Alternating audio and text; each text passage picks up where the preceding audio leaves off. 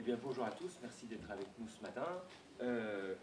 On est ici ce matin donc, dans le cadre du colloque du retour national à la terre et au territoire pour parler des transitions agricoles. C'est un vaste sujet, on va dire ça comme ça.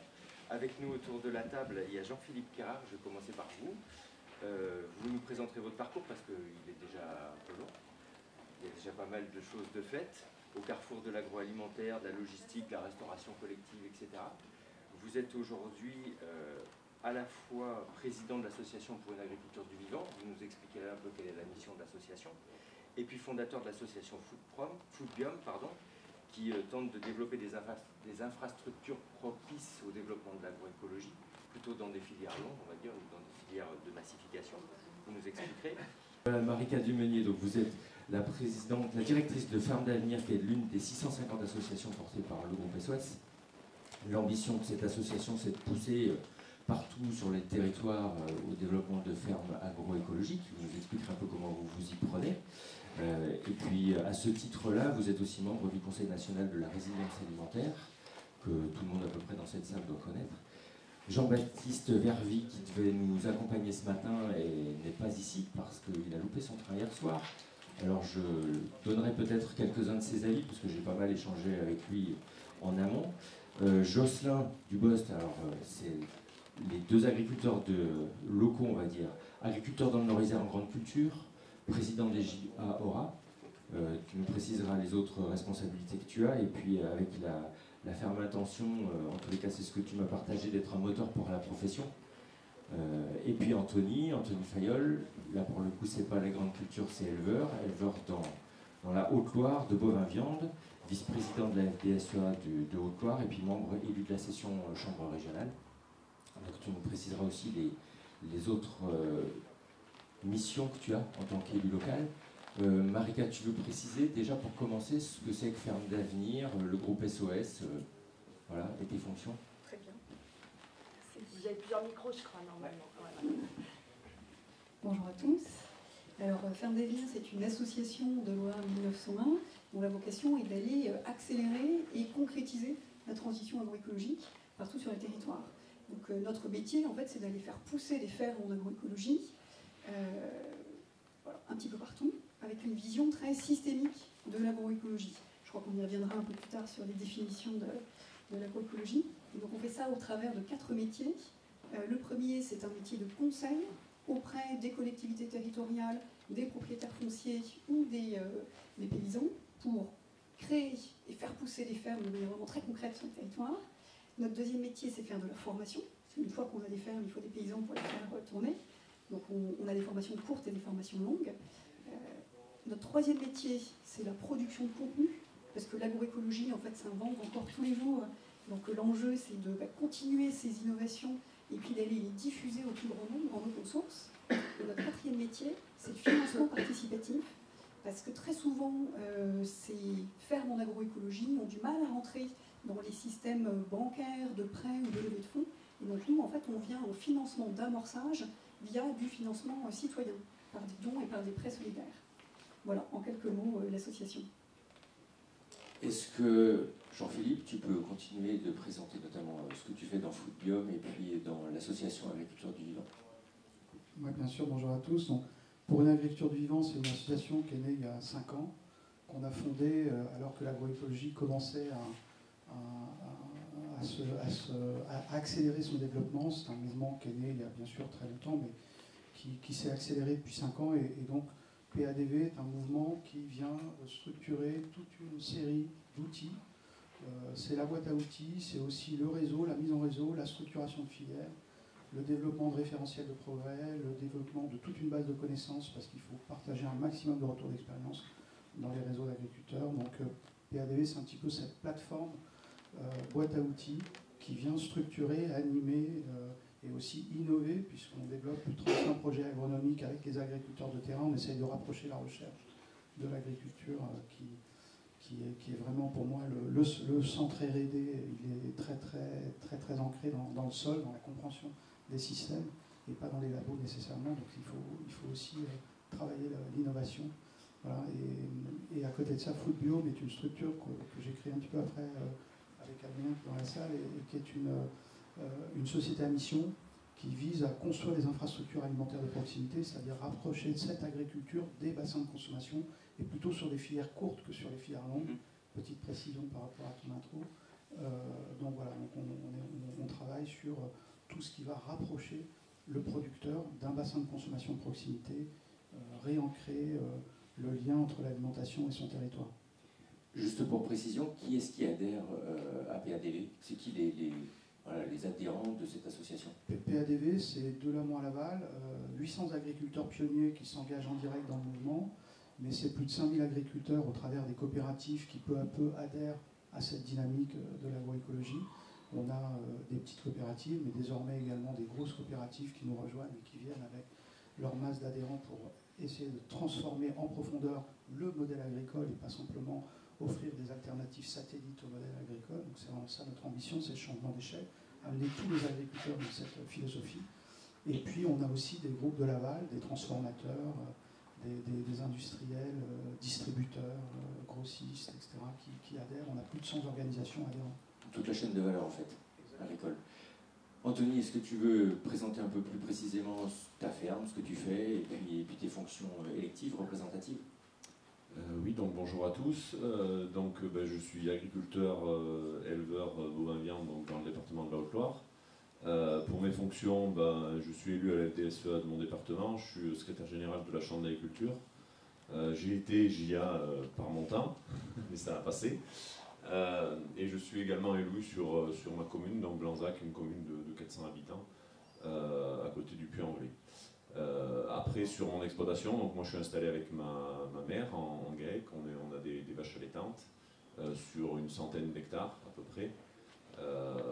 Voilà. Après, je viens d'un territoire de montagne, de polyculture élevage, et pour faire la transition avec le thème et le sujet, c'est vrai que ce sujet-là est quelque chose qui revient, qui est une préoccupation pour les gens extérieurs à mon entourage agricole, entre guillemets, parce que pour moi, la vision de l'agroécologie, c'est pas quelque chose qu'on a oublié en fait. Si de l'extérieur, on a l'impression que l'agriculture ou une certaine agriculture a oublié ce que c'était, moi je suis d'un territoire d'élevage où on a toujours essayé de concilier l'élevage avec la culture, les céréales. Donc on fait du blé pour nos animaux, mais aussi pour vendre. On fait des lentilles pour la consommation humaine.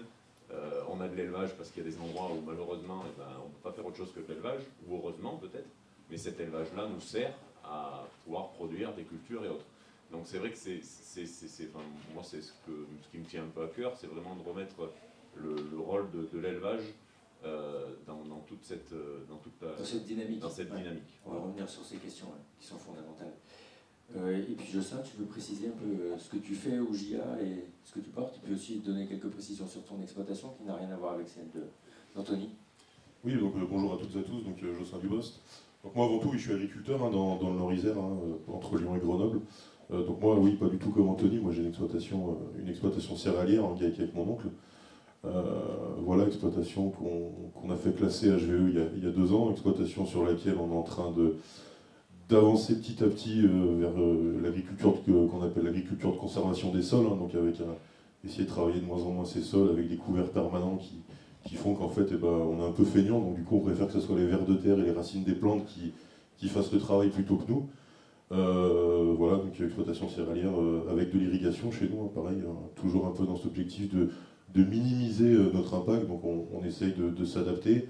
On a développé des nouvelles cultures sur la ferme, comme le chanvre par exemple, sur lesquelles ça demande moins d'eau, ça demande moins de produits phytopharmaceutiques. Donc voilà, toujours un petit peu dans cette recherche, c'est pour ça qu'on fait aussi pas mal de parties de pas mal de groupes, comme des réseaux défis, des groupes 30 000, où on se retrouve entre agriculteurs, où on fait un peu les géotrouvent toute l'agriculture finalement, on est une dizaine, et donc chaque année, chacun essaye quelque chose chez lui, vu que nos territoires sont très semblables.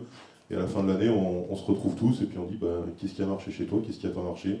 On s'adapte et puis si l'idée du voisin a marché, on l'adapte chez nous, on la développe. Voilà, et à côté de ça, je suis donc aussi le président des jeunes agriculteurs de l'Isère. Donc c'est un syndicat de défense des agriculteurs. Petite particularité chez nous, c'est que pour avoir, on va dire, des responsabilités au sein de notre syndicat, il faut avoir moins de 38 ans. Voilà, c'est pour ça qu'on s'appelle jeune agriculteur, il faut qu'on ait moins de 38 ans. Et on va dire notre dossier phare, jeune agriculteur, ça reste ce qu'on appelle le RGA, le renouvellement de génération d'agriculture, ou comment on installe des jeunes nombreux, issus ou pas du milieu agricole, hein, parce qu'aujourd'hui, sur notre région, on va bientôt atteindre 50% d'installations aidées en hors cadre familial, donc ça veut dire que c'est des gens qui n'avaient pas du tout de ferme dans leur famille, hein, qui n'ont pas hérité de ferme et qui donc sont un peu des nouveaux profils auxquels on doit s'adapter, parce que, on en parlera peut-être plus tard, mais comme l'accès au foncier, l'accès même à des fermes, c'est différent de ce qui se faisait il y a 30-40 ans, donc voilà, on cherche toujours à accueillir le plus grand nombre de jeunes avec un triptyque qui nous est cher chez JA, et je pense que c'était déjà le cas quand il était Anthony, c'est sur des fermes viables, vivables et transmissibles, peu importe leur taille, peu importe leur production, on veut que les jeunes vivent de leur métier et qu'ils aient une vie, on va dire, à côté de leur ferme. En tous les cas, ce que tu dis, ça me permet de faire l'introduction de cette table ronde. Les transitions, elles ne sont pas que techniques, elles sont aussi sociales et sociologiques, quelque part en ce moment en agriculture, et c'est pas rien que de le dire. Juste peut-être une petite précision, les transitions agricoles, il y a une foultitude de sujets à aborder. Donc ce que je vous propose ce matin, c'est que de temps en temps, au milieu de la table ronde, une fois qu'on aura traité d'un thème, on fasse une petite pause et qu'on laisse la place aux questions, à une ou deux questions, aux réactions du public. Comme ça vous permettra d'intervenir. En général, on déborde largement, donc vous aurez le temps d'intervenir malgré tout, même si on va un peu plus loin que la fin. Voilà. Pour introduire cette table ronde, je me suis pas mal posé la question de comment on pouvait parler des transitions agricoles sans être trop basique ni simplificateur, parce que le sujet est complexe. Et je me suis rappelé du coup d'un discours de Michel Serres, qui est décédé aujourd'hui, que vous connaissez certainement tous, qui intervenait à un colloque annuel du réseau phare en 2006, et qui disait à peu près dans ces termes-là, en tous les cas, qui expliquait que l'événement majeur du XXe siècle avait été la fin de l'agriculture comme activité majoritaire de l'Homo sapiens, puisqu'on était passé grosso modo de sociétés où il y avait 80% d'agriculteurs, voire 90% d'agriculteurs à la fin du XIXe siècle, à des sociétés où on était moins de 2% aujourd'hui. Et il concluait son intervention, en tous les cas, en disant que cet événement majeur, qui rompait avec une société qui avait été mise en place au néolithique, en fait, on n'en mesurait pas toutes les conséquences encore aujourd'hui. Ça m'a réinterpellé, parce que ça m'interpelle chaque fois que je le relis, ce discours, d'une part parce qu'en fait les transitions dont on parle et dont nous allons parler s'inscrivent en fait dans une continuité. C'est pas d'aujourd'hui que l'agriculture est en transition. Ça, c'était la première remarque que ça m'a inspiré. Et même si on focalise sur le temps présent aujourd'hui, il y a belle lurette que l'agriculture est en transition. Alors peut-être aujourd'hui elle est en rupture, je ne sais pas, peut-être pas plus qu'avant en fait, c'est une question. Et d'autre part, les transitions actuelles, finalement Michel Serres disait qu'on ne mesurait pas tout à fait les conséquences que ce gros changement induisait, mais peut-être qu'aujourd'hui, à l'aune de ce qu'on est en train de vivre sur l'autonomie alimentaire, sur le changement climatique, finalement on les mesure bien. On commence à les mesurer parfois douloureusement, les conséquences de cette transformation. Tellement bien qu'après le Covid et le plan de relance du gouvernement, l'État a appelé à une troisième révolution agricole. Alors je ne sais pas si vous avez vu ça et si vous avez lu ça. Et il l'a définie comme celle du vivant et de la connaissance au service de la souveraineté alimentaire. Alors je ne sais pas si ces termes-là reprennent tout l'enjeu des transitions en cours, on va en débattre, mais en tous les cas, ça a un intérêt, c'est que ça met l'accent sur trois mots qui me semblent importants. D'abord le vivant. C'est une agriculture du vivant, donc on en a déjà un petit peu parlé dans l'introduction, mais on va revenir sur ce terme-là.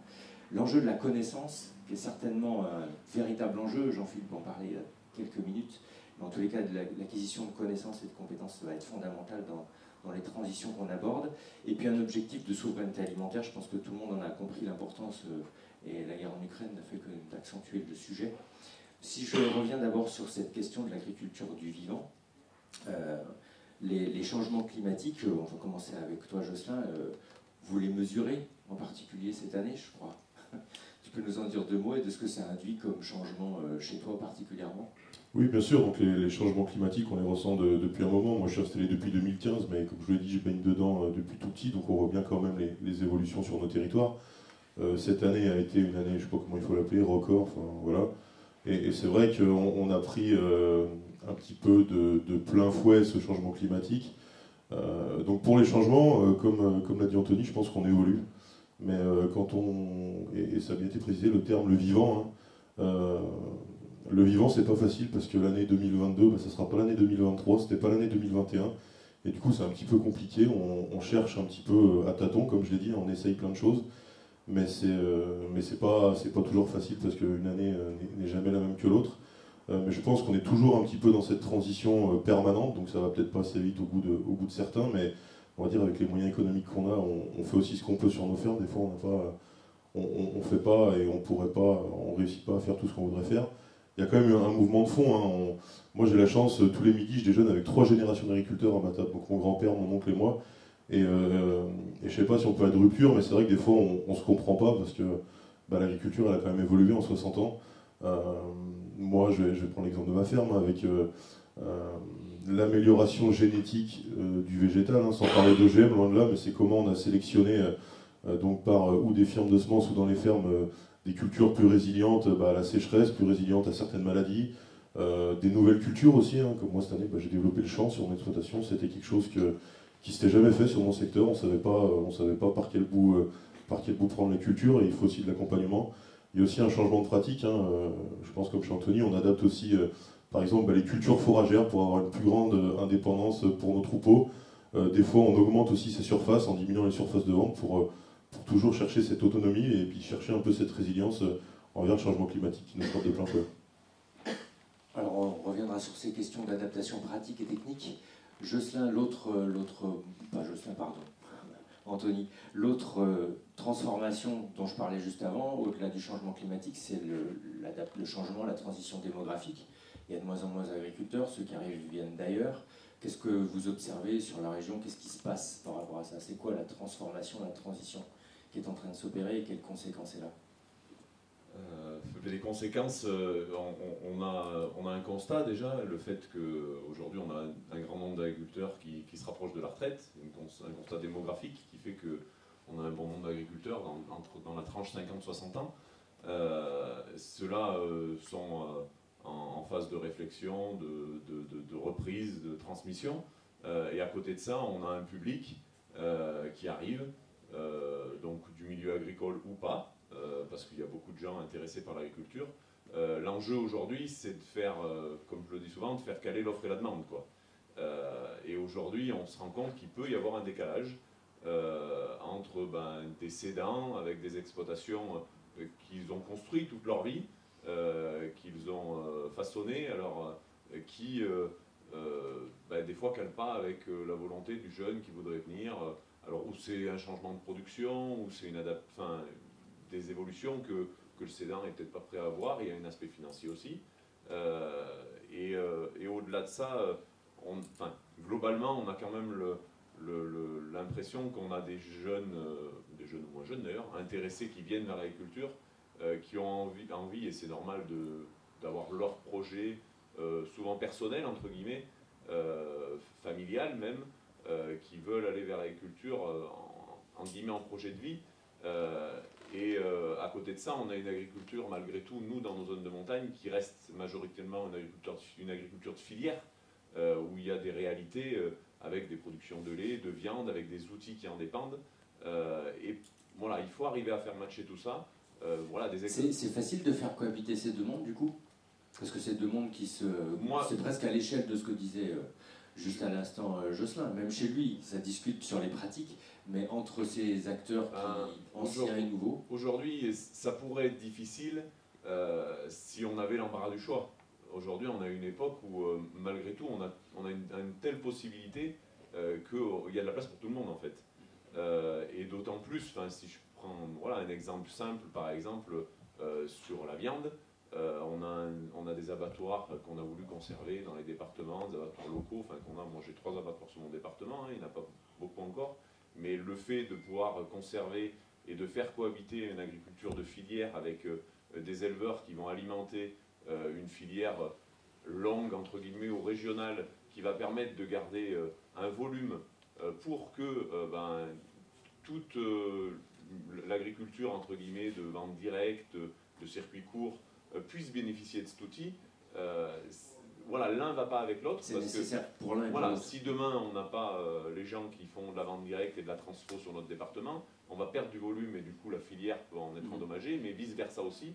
Donc c'est vraiment des équilibres. C'est une interdépendance. Et c'est la même chose sur les territoires quand on voit quand même qu'on a des secteurs d'attirance vis-à-vis des jeunes de l'agriculture, c'est-à-dire qu'on a des territoires autour des bassins de vie, de consommation.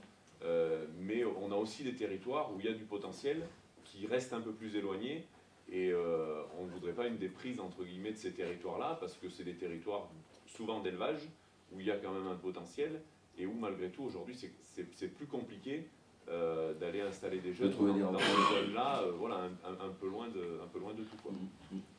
On va reparler de tout ça. Face à ces deux phénomènes qui sont assez structurants, les changements climatiques et puis les changements démographiques, la transition agricole, elle a avant tout, elle s'opère avant tout sur des changements de pratiques. On en a déjà parlé un petit peu, dont la plupart peuvent être incluses dans le terme d'agroécologie. C'est quoi l'agroécologie, Jean-Philippe? Comment ça se définit et c'est quoi l'objectif en fait? La question piège, hein. Mais Marika t'aidera. Non, mais juste après. Je pense qu'elle a déjà été un petit peu évoquée par Jocelyn et Anthony. En fait, l'agroécologie, c'est plus une démarche de progrès qui est partie de très très loin et qui va nous emmener très très loin. Donc c'est ni nouveau ni figé. C'est pour moi, lorsqu'on a créé PADV il y a 5 ans, il faut bien se souvenir que l'agroécologie, c'était, et c'est récent, 5 ans, c'était perçu comme une troisième voie. Il y avait le conventionnel, c'était mal. Il y avait le bio, c'était super. Et il fallait trouver une sorte de voie de compromis. Et beaucoup de gens butinaient dans cette sorte d'agriculture raisonnée, de transition, etc., qu'on voulait appeler, à l'époque, on commençait à appeler l'agroécologie. Et ce n'est pas du tout là-dessus qu'on a souhaité positionner le mot agroécologie. Pour nous, l'agroécologie, c'est l'agriculture utopique d'une vision ultime vers lesquelles toutes les agricultures doivent transiter. Et pour moi, il n'y a plus de conventionnel aujourd'hui. Toutes les agricultures sont en transition. Et on est vraiment, et même le bio, y compris le bio, et quand on regarde l'état du marché, qui doit progresser sur plein de paramètres, donc, et qui, on voit bien, est piégé par un label qui est lui figé.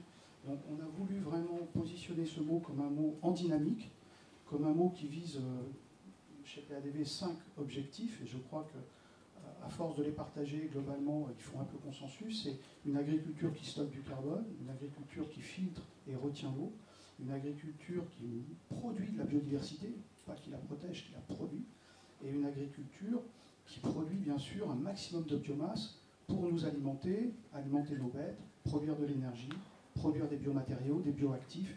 L'agriculture, c'est plus de pétrole de demain, c'est ce carbone régénératif qui va remplacer le carbone fossile et qu'il faut absolument maximiser dans sa production. Donc on a une vision de l'agroécologie extrêmement productive. Et ce qui est intéressant dans cette approche, je voudrais juste finir sur le cinquième avant que tu reprennes la main. Le cinquième, il est fondamental, c'est ce qu'on appelle le bonheur à la ferme, le BIF. Et le BIF, c'est la condition des 4 premiers.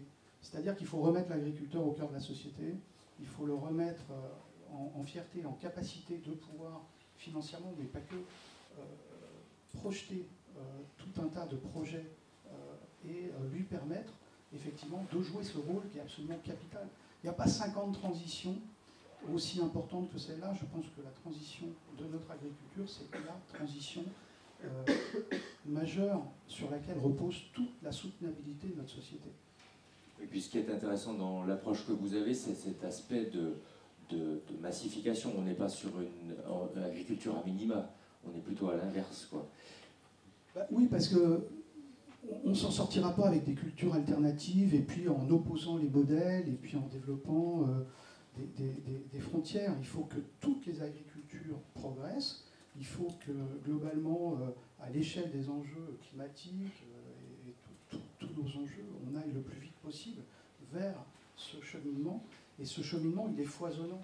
Parce que d'un terroir à l'autre, d'un projet agricole à l'autre, d'une génétique à l'autre, il faut évidemment non pas chercher quel est le manuel de l'agroécologie. L'agroécologie, c'est un foisonnement d'initiatives plurielles, extrêmement diversifiées, chacun dans son cheminement et en collaboration. Après, d'un point de vue technique, vous défendez quand même un aspect technique qui est l'indice de régénération. Tu peux nous en dire 2 mots?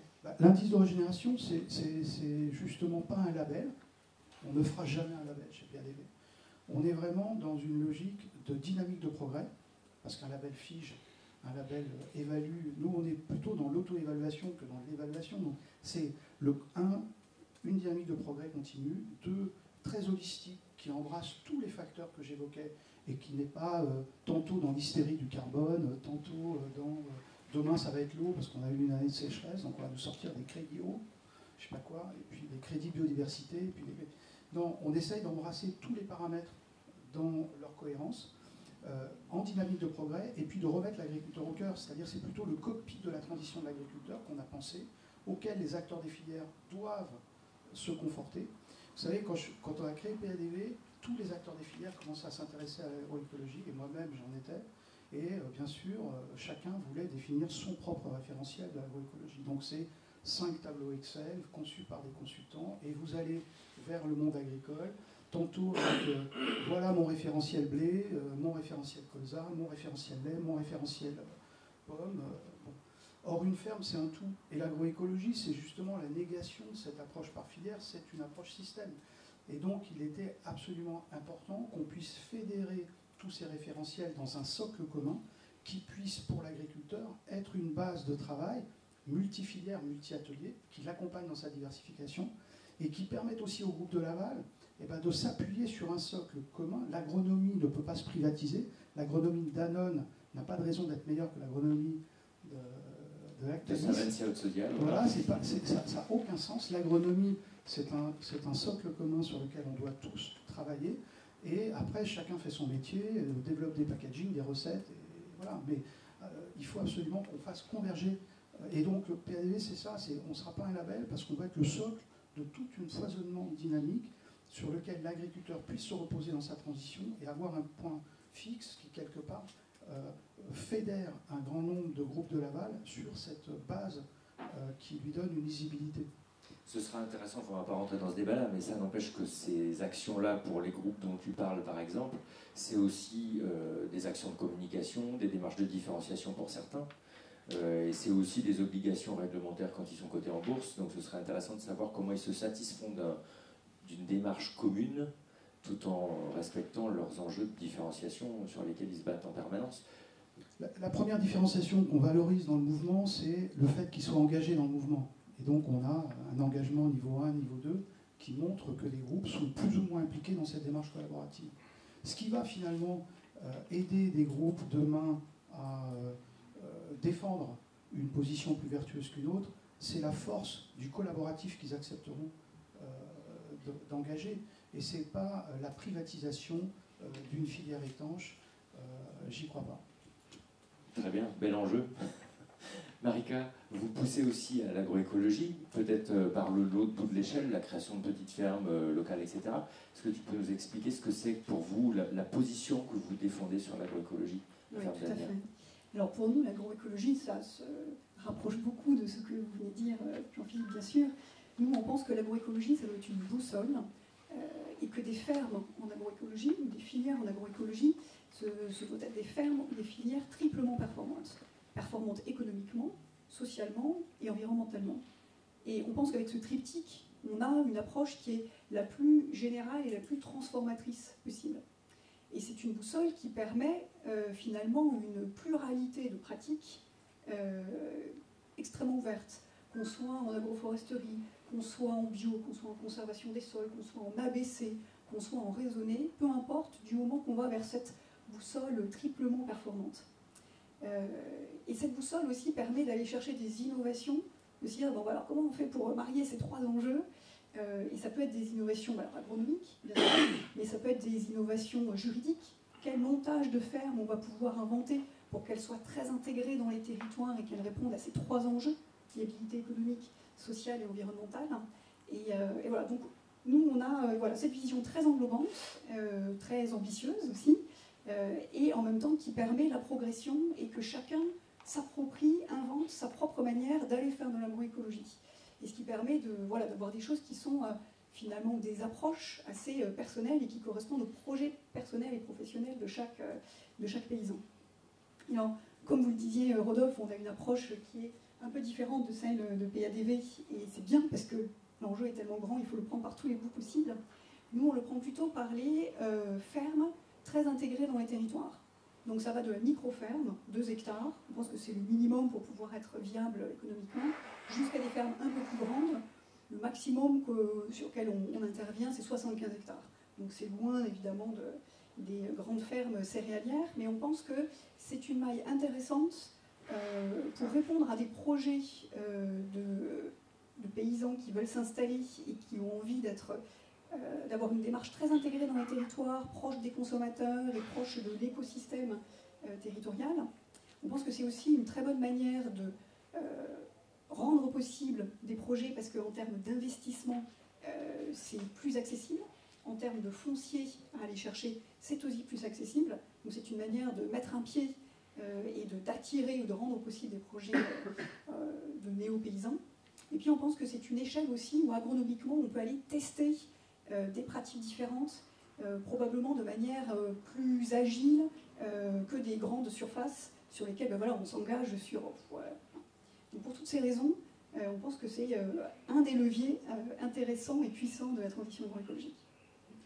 Et Anthony, dans un département dans lequel vous êtes, qui est plutôt polyculture élevage, vous en avez décrit aussi 2 mots tout à l'heure de ce que vous faisiez, enfin de l'aspect assez systémique de l'exploitation avec toutes ces cultures. C'est quoi finalement concrètement l'agroécologie pour vous? C'est un truc qui, comme le disait tout à l'heure Jean-Philippe, c'était quelque chose comme hier, une voie intermédiaire entre le conventionnel et le bio, c'est quelque chose qui est plus englobant. Comment vous l'appréhendez-vous en tant qu'agriculteur? Je pense déjà que c'est quelque chose qui peut, en guillemets, réunir plus que diviser, parce que c'est vrai que souvent on a des approches qui peuvent être cloisonnées, hein, c'est ce qui était dit, et c'est vrai que pour nombre d'agriculteurs, on évolue sur nos exploitations, on est ouvert à des nouvelles techniques, à des nouvelles méthodes, mais moi personnellement, j'aime pas le fait de dire, voilà, on n'aime pas se fixer des limites. Alors il y a forcément des limites naturelles, climatiques, plein de choses, mais on aime essayer, on aime évoluer, faire évoluer nos pratiques. Après, et Jocelyn l'a dit un petit peu, on est sur du temps long. Aujourd'hui, les agriculteurs qui travaillent leur exploitation depuis des années savent que on l'a, même chez nous, des sols qui ont été, en guillemets, maltraités pendant plusieurs années, et ça existait avant, ça existera demain, ça ne revient pas en claquant des doigts, quoi. Donc le fait de changer de méthode, de passer de tout ou rien, ou du tout labour au sans labour, c'est des choses qui posent réflexion à l'agriculteur. Je veux dire, quelqu'un qui a fait pendant 15 ou 20 ans, alors qui évolue petit à petit. Parce que moi j'ai connu des exploitations qui labouraient tout, qui aujourd'hui labourent une partie et font une partie de semis direct, une partie de semis simplifié. Enfin, mais on peut pas être direct et passer du tout au tout, parce que ça impose tellement de changements, tellement d'évolution que voilà, quand on joue quelque chose, on joue sur le long terme, quoi, que ça soit dans le végétal ou dans l'animal. Hein. Parce que des fois, le végétal, on dit, bon, ben, c'est l'année prochaine, on fera autre chose. Mais le sol, les amendements, la manière de travailler, le sol a de la mémoire. Enfin, pour ceux qui connaissent, on a tous des exemples. Donc c'est sûr que c'est important. Mais je pense que les agriculteurs, alors nous, c'est vrai qu'on a une diversité dans nos exploitations qui fait que c'est peut-être un petit peu plus facile, encore que nous, le challenge, ça va être d'arriver à trouver des équilibres économiques, entre guillemets, entre le végétal et l'animal, pour qu'on n'aille pas trop d'un côté ou trop d'un autre, entre guillemets. Et ce qui s'est passé, c'est lié à la démographie aussi, c'est le fait qu'on a des exploitations qui, malgré tout, se sont spécialisées, qu'on le veuille ou non, hein, je veux dire, c'est pas un gros mot, mais elles se sont spécialisées de faute de moyens humains, parce que quand on est qu'un sur une exploitation, on a du mal à s'occuper des vaches laitières, à s'occuper des veaux, à s'occuper des cultures et tout. Donc il y a des exploitations qui se sont spécialisées, mais malgré tout, on garde une diversité. Et je pense que, moi, c'est des choses qu'on n'a pas forcément évoquées, mais qui doivent être des pistes c'est les relations entre ces exploitations. Parce qu'on l'a, nous, même à l'échelle de mon petit département, je veux dire, des gens qui sont un petit peu plus spécialisés et qui, du coup, les uns avec les autres, pourraient arriver à faire quelque chose de bien. Alors, ça se fait déjà, hein, des échanges paille, fumier ou autre, enfin des choses. Mais je pense que pour résoudre le problème humain, parce que malgré tout, il faut qu'on puisse vivre sur nos exploitations et avoir le temps pour faire autre chose, il faut aussi trouver des solutions, des partenariats, des combinaisons qui fait qu'on puisse améliorer nos systèmes, mais sans forcément se trouver du boulot pour ne plus jamais arrêter, quoi. Parce que si on va attirer du monde vers l'agriculture, c'est pas en travaillant 90 heures par semaine qu'on y arrivera, quoi. Jocelyn, des précisions sur sur la façon dont tu appréhendes l'agroécologie, toi, comment tu le vois, et puis comment JIA le voit aussi. Oui, bien sûr. Alors j'aime bien comment ça a été évoqué, l'agroécologie. Il ne faut pas que ce soit une norme où on arrive en disant bah, si tu veux qu'on t'achète ton lait ou si tu veux qu'on t'achète ta viande, tes céréales, il faut faire ça. Je pense que c'est vraiment une démarche de progrès, comme ça a été dit, personnelle, qui doit être faite sur les exploitations en s'adaptant à son exploitation. Parce que bah, moi, j'ai pas la même exploitation qu'Anthony, et rien que des fois sur une commune, on a même des fois des typologies de sol qui sont complètement différentes, que le voisin, on va dire que son hangar agricole, il est à 100 mètres du tien, mais les pratiques ne sont pas les mêmes parce que vous n'avez pas du tout les mêmes terres. Mais il faut quand même que ça reste un échange, où justement on peut un peu mutualiser, comme j'ai dit tout à l'heure, tous mutualiser les pratiques. Et nous, chez JIA, c'est un petit peu la vision qu'on porte, c'est finalement, c'est chacun doit être un petit peu maître de sa boussole. Hein. Je pense qu'aujourd'hui, on tend tous vers plus d'agroécologie, de manière différente. Et c'est pour ça aussi qu'on veut former les jeunes de notre réseau pour aller de plus en plus performants techniquement et intellectuellement, hein, pour basculer plus facilement vers la nouvelle agriculture et vers de plus en plus d'agroécologie, mais toujours un peu personnel et pas à marche forcée, comme ça peut être le cas à une certaine époque. Merci. Peut-être avant de continuer, est-ce que dans le public, ça vous évoque des questions, des réactions, des réflexions sur ce qu'est l'agroécologie et la façon dont on l'aborde? Oui. Est-ce que vous estimez, enfin tous à la place où vous êtes, que le contexte de flambée de toutes les charges n'est pas propice justement à mettre un coup d'accélérateur à cette agroécologie? Aux volontaires. J'ai le micro, donc pensez. Oui et non. C'est un peu facile comme réponse, mais c'est vrai qu'on est dans un contexte de hausse des charges. Par exemple, sur nos exploitations, où des fois le contexte économique est un petit peu tendu, et ben cette année, avec la hausse des charges, moi, par exemple, chez moi, je vais tenter moins de choses que j'entends d'habitude. Je vais rester sur des trucs que j'ai fait un petit peu avant, qui ont marché, qui ont plutôt marché, et pour éviter d'aller sur des charges ou prendre on va dire des échecs qui feraient mal économiquement, parce que bah, avec le prix de tous nos intrants, hein, que ce soit même du compost ou de l'engrais azoté, hein, on va garder un petit peu nos classiques et peut-être un petit peu moins développer cette année, parce que bah, économiquement, c'est un peu tendu et on ne voudrait pas prendre un risque encore bien supplémentaire sur ce qu'on prend déjà cette année. Ce que tu dis en creux, c'est que l'agroécologie, c'est aussi une prise de risque et qu'il faut avoir les moyens de la prendre. Oui, bien sûr. Alors, comme on l'a dit, une culture, c'est 1 an, mais moi, si je rate une culture, comme là, je suis en train de semer du blé, bah, je vais prendre un risque, en gros, jusqu'au 15 juillet, parce que c'est le 15 juillet, en gros, qu'en livrant à ma meunerie, bah, c'est là que je vais être payé, donc c'est quand même un risque qui se prend sur 8 mois, et si au mois de mars, ça ne marche pas, alors je peux toujours implanter notre culture derrière, mais c'est compliqué, et je ne peux pas dire, bah, si c'est raté, c'est pas grave, on met un coup de charrue, un coup d'outil, on recommence. Donc c'est vraiment des risques qui sont sur du long terme, et du coup, bah, cette année, on essaye de minimiser un peu en regardant ce qu'on sait déjà faire, quoi. Je pense que ça peut pousser à accélérer l'agroécologie dans le sens où l'agroécologie, c'est aussi être plus autonome, moins dépendant des intrants et des extrants. Donc, et avoir une vision plus circulaire du fonctionnement de son exploitation, aussi avec des partages entre voisins de ressources. Et donc ça peut être, pour voir le verre à moitié plein, une manière d'accélérer, de faire prendre conscience et de se dire « Ah ouais, là, il faut vraiment y aller ». Oui, alors accélérer, voilà, c'est vrai que c'est le phénomène, ça va accélérer. Après, il faut aussi pas faire de mauvais choix, en fait, parce que souvent, dans la précipitation, des fois, on a tendance à se dire « Oh là, le gasoil a augmenté, j'arrête, je fais tout du simplifié ». Enfin, c'est des choix qui peuvent accélérer, mais il y a besoin de réflexion. Après, moi, ce que j'apprécie, c'est la vision un peu globale, quoi. C'est-à-dire qu'aujourd'hui, si on veut aller vers, je sais pas, on peut prendre l'exemple des phytos par exemple, sur le moins de phytos, on développe le fait de passer des outils ADAN ou autres pour éliminer les mauvaises herbes. Le problème, c'est que c'est du carburant. Donc aujourd'hui, le carburant augmente et on a forcément des équilibres, des choses à réfléchir où il faut il y a des ambiguïtés aussi parce que il faut rétablir les choses et trouver le bon équilibre pour que économiquement, tout marche, quoi. Et on ne peut pas être droit dans ses bottes de dire non, on va faire ça et ça va marcher. Le dogmatisme ne fonctionne pas en la matière. Non, c'est beaucoup plus compliqué que ça et je pense que tout le monde en est conscient. Mais Après, il y a aussi l'avantage que ça remet, entre guillemets, et c'est ce qu'il faut qu'on essaye de voir, nous, en tant qu'agriculteurs, ça remet un peu les choses à leur place.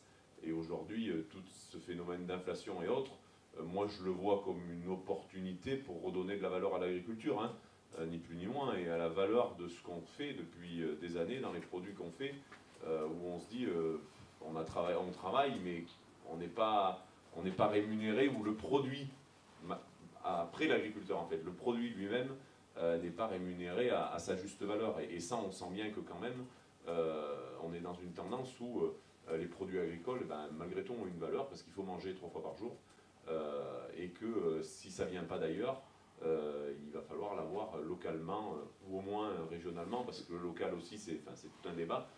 Qu'est-ce qui est local? Est-ce que c'est la région, la commune ou le pays? Mais malgré tout, ce rapprochement entre la consommation et la production fait que tout ce phénomène d'inflation donne de la valeur, à mon avis, à notre produit, même si ça pose beaucoup de questions, mais bon, c'est aussi ce qui fait le charme du métier. Jean-Philippe, une phrase pour répondre à la question de madame sur le fait que ça accélère ou non cette transition. Ça ne peut qu'accélérer la prise de conscience et en même temps rendre la transition encore plus difficile. Et de toute façon, il ne faut pas se mentir, les aléas ils vont se multiplier, donc ce sera toujours plus dur, toujours plus coûteux de transiter, donc plus tôt on s'y met, mieux c'est. Parce que plus tôt on s'y met, plus on sera résilient face aux aléas futurs, et donc plus on donne de marge de manœuvre future. Moi je crois que la question clé pour accompagner la transition, c'est la question de l'assurance à la prise de risque que prend l'agriculteur. Toute la collectivité doit, à mon avis, prendre conscience, et collectivement, il va falloir qu'on développe, pour moi, tout un portail assurantiel pour aider l'agriculteur dans sa prise de risque. Moi, mon vice-président chez PADV, il est agriculteur en Normandie, il m'expliquait l'autre jour que sur une parcelle bien particulière, parce qu'une ferme, c'est plein de parcelles avec des terroirs différents, dans sa vie, il aura 8 occasions de semer cette culture, parce qu'avec ses rotations, etc., voilà. Donc l'agriculteur, il est sur un temps où on n'est pas comme des startups dans des labos à tester avec des sprints de 15 jours. C'est un temps extrêmement long. Il reviendra dans 7-8 ans pour, s'il s'est planté, retester la même culture dans cette parcelle. Donc si on n'est pas capable collectivement de... Et on parle là de grande culture, je suppose. On ne parle pas de vigne ou d'arbos, où on est encore sur des... non, bien sûr, on ne parle même pas de culture persistante. Donc moi je pense qu'on a vraiment besoin de prendre conscience que cette prise de risque, elle ne peut pas être assumée seule, et je pense qu'il faut passer d'une dynamique subventionnelle à une dynamique assurantielle, mais puissante, qui aide l'agriculteur en entrepreneur à prendre des risques, mais que la société va lui permettre de garantir. Très bien. Si Jean-Baptiste avait été là, il vous dirait que l'agriculture traditionnelle, elle est en recherche de résilience, et de toute façon, tous les chocs qu'elle est en train d'encaisser la poussent à chercher de la résilience, et que si on voulait, peut-être que l'agroécologie c'est une façon de sauver le monde, mais que si on accepte cette donnée-là, il faudrait y aller franchement et totalement. Comment on embarque les agriculteurs, Jean-Philippe, pour continuer dans cette démarche-là? Comment on va aller chercher? Comment on leur met le pied à l'étrier? Moi, je pense qu'il y a plein de leviers. Le premier levier sur lequel on s'est appuyé, c'est la viralité des réseaux, c'est-à-dire les agriculteurs parlent aux agriculteurs. C'est quand même le plus simple. C'est je parle à mon voisin, j'ai testé des choses. Et nous, on a construit ce mouvement pour accompagner l'amplification des agriculteurs pionniers dans leur volonté de transmettre ce qu'ils avaient testé depuis certains 20-25 ans sur tout un tas d'agricultures qui, à l'époque, étaient quand même des agricultures jugées comme très, très alternatives et très en marge du modèle. Mais on a ce capital d'avoir des gens qui ont testé depuis pas mal d'années pas mal de choses, et maintenant c'est amplifié par de plus en plus d'agriculteurs. Il faut absolument amplifier cet effet de viralité. Puis le deuxième levier, c'est aller les chercher par les clients, par les filières, et donc c'est aussi comment les filières évoluent pour encourager, rémunérer, accompagner cette transition. Et puis, j'ai envie de dire, ensuite, les accompagner par les institutions. Nous, on n'a pas voulu démarrer par les institutions parce que c'est ce qui bouge le plus lentement et c'est normal. Mais maintenant, le moment est venu pour que les chambres, pour que les COP, pour que l'ensemble des dispositifs qui viennent accompagner le monde agricole prennent pleinement le relais sur ces mouvements un peu viraux, informels, etc., pour former, pour structurer des outils autour de cette transition. Et nous, on est vraiment là pour avec ces institutions, amplifier et compléter leur travail. Mais on a besoin de travailler à toutes ces échelles, quoi. Dans ta présentation, tu parles beaucoup de connaissances, de compétences, de partage de connaissances et de compétences. J'en viens à un autre sujet, mais que je trouve assez connexe. Ces transitions agricoles, elles sont beaucoup vendues avec des transitions technologiques, avec du high-tech pour l'agriculture de précision, pour suivre les cultures, pour suivre les animaux, pour adapter ses traitements, etc. etc. Marika, pour commencer sur cette question, est-ce que l'agriculture de demain, et l'agroécologie en particulier, elle est forcément high-tech ou pas? Je pense qu'elle est forcément un peu, mais elle n'est pas que high-tech. Évidemment, il y a des choses qui sont excellentes et qui vont dans la high-tech et ce qui est en train de se développer en ag-tech. Donc il ne faudrait surtout ne pas s'en priver. Mais je pense qu'il faut surtout penser autonomie des exploitants. Il faut penser aussi niveau d'investissement. Quand les gens veulent se lancer, tout ce qui est technologie, c'est quand même pas tout à fait gratuit. Voilà, c'est un frein à l'installation ou au développement. Et puis il faut penser taux d'endettement, parce que c'est quand même quelque chose de très lourd et de très prégnant dans le monde agricole. Et c'est quelque chose dont il faut se débarrasser autant que possible. Et l'agroécologie, c'est cette notion aussi d'indépendance et de viabilité économique. Et donc cette question d'endettement, je pense qu'elle est vraiment au cœur des équations, des nouvelles équations économiques de l'agroécologie. Et donc la high-tech, je dirais oui, mais attention à ces trois aspects. Jocelyn, pour les agriculteurs et les céréaliers, ils sont quand même l'une des premières cibles, ne serait-ce que par la conduite GPS, enfin, voilà, tous ces systèmes-là. Comment tu abordes cette question de l'high-tech dans ton métier, en fait? Est-ce que c'est indispensable? Est-ce que c'est nécessaire? Non, c'est pas indispensable, hein, ça reste un outil supplémentaire, on va dire. Nous, on a quelques outils sur la ferme, on n'est pas 100% équipé, mais on a quelques bricoles, comme par exemple une barre guidage GPS, c'est pas grand-chose. On a des outils à coupure de tronçon, ça veut dire que quand l'outil arrive en bout de parcelle et qu'il sait que sur sa droite il a déjà mis ou de la semence ou du phyto, il va se couper tout seul. Ça fait faire quelques économies, c'est pas, on n'a pas encore des taux de rentabilité sur la high-tech qui sont très très élevés, mais ça reste un outil supplémentaire. Malgré tout ça, je pense qu'il faut qu'encore que le dernier décideur ou celui qui fait ce qu'il a à faire sur ces terres, il faut que ça reste comme l'agriculteur. On avait beaucoup d'initiatives à l'époque avec des drones, des satellites qui passaient au-dessus des cultures et qui analysaient par rapport à la couleur une potentielle dose d'azote à apporter. Moi j'avais essayé, mais à la fin, le dernier décideur, si le satellite me disait il faut apporter 30 unités d'azote, et que moi, parce que je vais me balader dans mes champs quand même assez régulièrement, presque tous les jours quand j'ai le temps, moi j'ai estimé qu'il en fallait que 20, on a réduit, parce qu'il faut que le dernier décideur ce soit nous, mais ça reste quand même un outil de confort. Je pense aussi en élevage laitier par exemple, où les astreintes sont hyper élevées, on a des outils aujourd'hui comme par exemple le robot de traite. Alors certains disent oui, mais on ne voit plus les vaches, et aujourd'hui on se rend compte chez les jeunes que c'est exactement l'inverse. Au lieu d'être la tête dans le guidon pendant 1h30 à faire la traite, et l'heure et demie de traite qu'ils vont gagner, ils vont aller observer leurs troupeaux, se balader dans leurs vaches pendant 1h30 de plus que ce qu'ils faisaient habituellement, et ça permet de voir aussi plein de choses. Donc il faut que ça reste un outil en appui, mais il faut quand même qu'on va dire que le dernier décideur, ça soit celui qui soit au volant du tracteur ou aux commandes de la machine. Il y a une autonomie financière, il y a aussi une autonomie décisionnelle en fait dans ce que tu dis. Anthony, tu veux préciser sur cette question-là, en particulier dans l'élevage? Oui, c'est ce que Jocelyn disait, hein. C'est sûr qu'on a des opportunités énormes avec tout ce qui est outils robotique, numérique. On a énormément de choses qui évoluent. Il faut se l'approprier, il faut aussi pas perdre la main.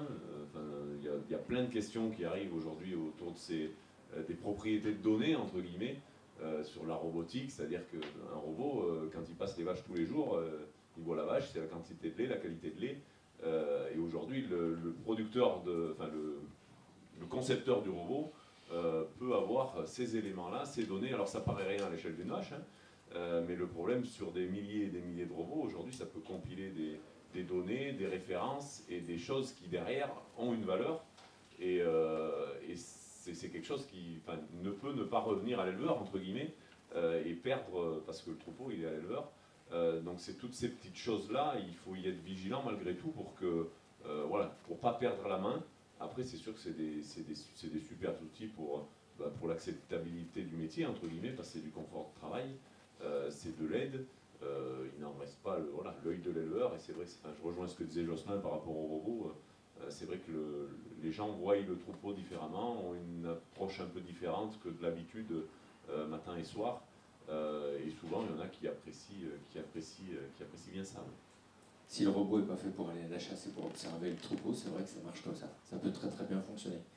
Jean-Philippe, sur cette question de la techno, à la fois, on avait une présentation succincte des 4 scénarios hier de l'ADEME, dont le premier mettait en évidence le low-tech. En même temps, on a des écrits de Pur-Seigle sur l'agriculture sans agriculteurs, donc qui s'appuient beaucoup sur ces technos. À la fois, on a les exemples de John Deere aux États-Unis contre lequel se lèvent certains agriculteurs parce qu'ils ne peuvent plus changer un filtre à huile sans que John Deere soit prévenu. Pour reprendre, ils ont plus la main du tout, ni sur la techno, ni sur les données, ni sur la maîtrise de ce qu'ils font. Comment, dans ce que tu pousses à Foodbiome ou à Agriculture du Vivant, vous appréhendez cette question des technologies? Vous les poussez pas? Il y a des acteurs de la techno dans ces associations-là, et quel jeu ils jouent? Oui, bon, il y a pas mal de startups qui s'intéressent à ce qu'on fait, etc., qui sont membres pour certaines. On n'a pas évoqué dans la techno le biocontrôle, je ne sais pas si c'est de la techno, mais enfin, c'est aussi des outils. C'est de la technologie végétale, voilà, enfin, c'est les ça. permis de Il y vivre. a pas mal de sujets aussi de ce côté-là. Nous, on essaye d'être assez vigilants, donc on n'est pas prescripteur, donc on n'est pas une caisse d'amplification pour les vendeurs de ci ou de ça. On essaye d'être assez prudent, de faire toujours, effectivement, mais tout ce qui a été dit nous va très bien, de mettre au cœur l'autonomisation de l'agriculteur. Est-ce qu'il est vraiment décideur? Est-ce que c'est un vrai aide à la décision? Est-ce qu'il y a un modèle économique réellement à valeur ajoutée, ou est-ce qu'on n'est pas en train de substituer une dépendance techno à la dépendance chimique? Est-ce qu'il n'y a pas... Et puis on regarde aussi la façon dont il y a des voies de contournement existent, quoi. Moi, je suis frappé. On était avec mon équipe il y a quelques semaines dans une exploitation d'élevage qui faisait de l'élevage tournant dynamique. Ces bêtes il n'y avait pas de bâti, donc il n'y avait pas de techno pour entretenir le bâti ou optimiser le bâti, parce qu'en fait, la techno, parfois, elle optimise des modèles qu'il faut peut-être changer, quoi. Donc, lui, il n'y avait pas de bâti, ces bêtes, elles étaient à l'herbe à longueur d'année. Il était en pâturage tournant, donc il les faisait déplacer de quelques dizaines de mètres toutes les semaines. Il ne démarrait pas un tracteur, puisque le fourrage n'a pas besoin d'aller à l'animal, c'est l'animal qui va au fourrage, etc., etc. Enfin, je veux dire, il y a des stratégies de contournement, elles sont possibles, pas possibles. Je ne suis pas en train de donner des recettes de cuisine universelles, mais je suis juste en train de dire, il y a peut-être des façons d'aborder l'agriculture différemment, pour que finalement, l'outil qui était censé optimiser le tracteur ou le besoin de fourrage ou l'énergie du bâtiment soit juste plus utile, parce qu'il n'y a plus de bâtiment, parce qu'il n'y a plus de tracteur, parce qu'il n'y a plus de fourrage. Et voilà, donc je prends un raccourci un peu schématique, mais pour dire il faut aussi se reposer des questions fondamentales sur la façon dont ça fonctionne, et dont on peut s'affranchir de certaines... Il y a toute la question des semences aussi, qui pèse aussi sur les contextes des exploitations. Ça, c'est aussi un vrai sujet. Et de la propriété de la semence, voilà. etc. Donc voilà, il faut aller chercher aussi, dans les modèles économiques, des nouvelles frontières de remise en question pour trouver des marges de manœuvre. C'est pas simplement le prix que Leclerc va accepter de payer, c'est plus complexe que ça, la rémunération de l'agriculteur. Est-ce que vous avez des questions ou des réflexions dans le public sur ces questions de la techno et des techniques? Oui, madame. Je voulais vous demander, au sein de votre structure, quelle réflexion vous avez sur la résilience énergétique dans l'agriculture, parce que en tant qu'agriculteur, il y a déjà eu des pénuries de pièces, voire carrément d'outils agricoles, des rationnements de carburant qui posent problème à certaines filières culturales. Donc voilà, comment vous abordez tout ça? Quelles réflexions sont menées, que ce soit au niveau syndical, chambre, donc, sur la résilience énergétique, oui, on a tous pris des décisions à court terme ou dans le temps, mais alors il y a la consommation énergétique qui peut être des bâtiments, des élevages en guillemets hors sol ou autres, avec les chauffages et autres. Alors on a eu de la chance cet automne, pour le moment il n'a pas fait très froid, donc c'est vrai que moi mes collègues éleveurs de volailles ou autres s'en sortent pas trop mal, parce qu'ils ont économisé malgré tout. Après on fait des choix de pratique entre guillemets sur les cultures, où forcément le coût du carburant impose des techniques un peu plus simplifiées ou du pâturage au lieu de la fauche, enfin, des choses comme ça. Enfin, moi personnellement, voilà, enfin, il a fait sec, mais du coup, toutes les repousses qu'il y a eu à l'automne, on n'a pas forcément fauché. On a mis des clôtures et fait manger les vaches. On a économisé cet aspect-là. Alors après, au niveau des chambres et des réflexions qu'on peut avoir, c'est un accompagnement. Après, il y a la décision rapide, entre guillemets, de dire, voilà, il faut que je fasse ça parce qu'aujourd'hui c'est trop cher et ça passe pas. Et il y a la réflexion sur le long terme, où il faut s'adapter, faire évoluer les pratiques, et forcément, un semi-direct qui passe une fois dans une parcelle et qui sème la culture, et une technique en guillemets un peu plus traditionnelle d'échauffage, labour, semis et rouleau, forcément le coût en énergie est un peu différent, même s'il faut le compter sur toute la phase culturelle et le bénéfice qu'il peut y avoir dans la culture derrière. Donc voilà, il faut proposer le pour et le contre, mais c'est vrai que le coût de l'énergie fait poser des questions là où des fois on le reconnaît, hein, quand ça touche au portefeuille, ça va beaucoup plus vite pour prendre des décisions, et on est tous pareils, hein, je pense. Il n'y a pas besoin d'être agriculteur. Et du coup, voilà, après, il n'y a pas de miracle, on ne peut pas produire non plus. Enfin, il y a aussi des réalités où on ne va pas revenir à la fourche. Hein. Enfin, moi, j'y crois pas. C'est-à-dire que je suis éleveur, j'ai besoin de mon tracteur le matin pour donner à mes vaches, et je ne peux pas me permettre d'aller dire je laisse le tracteur dans la grange et je vais donner le foin à la main, parce que humainement, c'est pas possible. Et c'est pareil pour le travail des champs. Enfin, il faut aussi avoir des réalités en tête, de se dire que voilà, enfin, je ne crois pas à ce que la machine l'homme remplacera la machine demain. Quoi. On peut pas. Pour moi, c'est pas possible dans l'immédiat, ou alors il faudra que beaucoup de choses changent. Moi, ma question justement, elle est un peu plus loin, c'est qu'on va a priori vers des pénuries. Enfin, hier, j'étais au colloque sur la résilience énergétique avec Engie, avec Chili Project, etc. Et clairement, ils nous disent qu'on va vers des pénuries. Donc, derrière, comment ça va être défendu syndicalement pour peut-être être prioritaire sur des carburants? Comment les chambres préconisent des choses sur le terrain pour demain, par exemple, pas de livraison de GNR, les vaches sont dans le bâtiment, comment on fait pour les nourrir, quoi? Après, des priorités, on défendra forcément la priorité pour que l'agriculteur puisse travailler. Enfin, on l'a connu alors pour la pandémie, par exemple, hein, mais le fait d'avoir le droit de travailler, d'avoir des dérogations, parce qu'on est une activité qui ne peut pas s'arrêter. On ne peut pas se permettre d'aller dire à un agriculteur il n'y a plus de gasoil, il n'y a plus d'électricité, tu ne traites plus tes vaches, quoi. Je veux dire, c'est des choses. Alors il faut aussi, et ça c'est collectivement, hein, et il y a beaucoup de choses qui se raisonnent collectivement, mais il faut aussi collectivement qu'on accepte de faire des choix. Et je sais qu'il y a des choses qui ne sont peut-être pas intéressantes à entendre, mais malgré tout, si demain il faut choisir entre, je sais pas, je vais schématiser, mais entre ouvrir la piscine et permettre à l'agriculteur de traire, eh ben, je pense que collectivement, on peut comprendre qu'il vaut mieux que l'agriculteur traise, quoi. Mais ça, c'est des choix de société, j'ai envie de dire. Alors nous, agriculteurs et consulaires et syndicats, on défendra l'agriculture et le fait qu'on ait une priorité d'activité, mais il faut que ces choix soient partagés par la société aussi, quoi, parce que sinon ça crée voilà, des conflits, des frustrations, des choses comme ça, ce qui mène à pas forcément grand-chose, mais voilà, il faut partager ça, je pense. Une réaction, Jocelyn?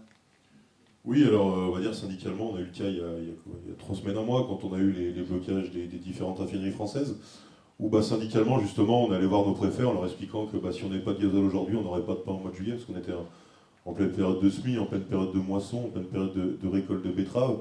Donc c'est aussi un de nos travails syndical, hein, c'est de faire comprendre aux différentes autorités quand des fois il y a un problème, comme là sur l'approvisionnement du GNR au mois d'octobre, il faut que l'agriculture puisse avoir par moment accès au stock stratégique. Et il faut que ce soit effectivement aussi une réflexion globale, hein, comment prioriser l'agriculture, mais aussi comment un agriculteur peut être plus résilient. Hein. Aujourd'hui, on parle beaucoup de photovoltaïque. Nous, on est un peu fâchés avec le photovoltaïque au sol, on va dire, qui sur des terres agricoles.